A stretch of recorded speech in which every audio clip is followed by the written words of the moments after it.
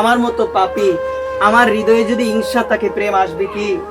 যতক্ষণ পর্যন্ত হিংসাকে দূরে না সরাতে পারবে, যতই ধর্ম করো না কেন মা, তিলক দেও না কেন, একটা জিনিস প্রতিদিন চিন্তা করো যে আমার যে ওই মানুষটার প্রতি হিংসা, ওই মানুষটার ভিতরে তো ভগবান আছে।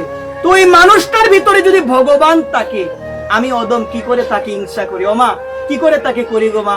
আমার টাকা হয়ে গেল, আমার পয়সা হয়ে গেল, আমার ঘর বাড়ি হয়ে গেল, আমার ভিতরে এত হিংসা, একটাবার আমি চিন্তা করি না। দুদিনের দেহ নিয়ে পৃথিবীতে এসেছি, ঘর বাড়ি কয়দিনের জন্য গো মা?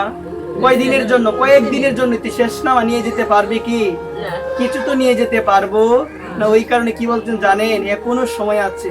বলো না ভগবানকে, ভগবান আমি আর পিছনে তাকাবো, আমি আর তাকাবো না মা। শ্মশানে যাওয়ার পরে, অন্ত্যেষ্টিক্রিয়া করার পরে মাটির কলসি, কথাটা একটু বোঝার চেষ্টা করো।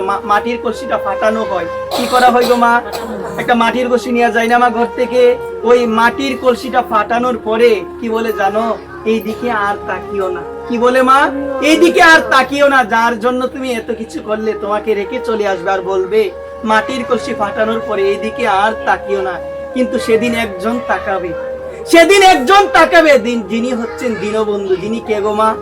দীনবন্ধু। সেদিন কোনো বন্ধু বান্ধব আর তাকাবে না, তোমাকে রেখে চলে আসবে ওই শ্মশান ঘাটে।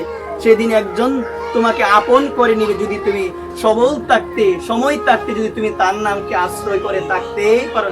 তিনি কি বন্ধু গো মা? দীনবন্ধু। যেদিন কোনো বন্ধু বান্ধব তোমার সাথী হবে না, যেদিন কেউ তোমার সাথী হবে না, সেদিন একজন সাথী হবে। তিনি কে? তিনি হচ্ছে দীনবন্ধু, আমার ভগবান। বলো না মা?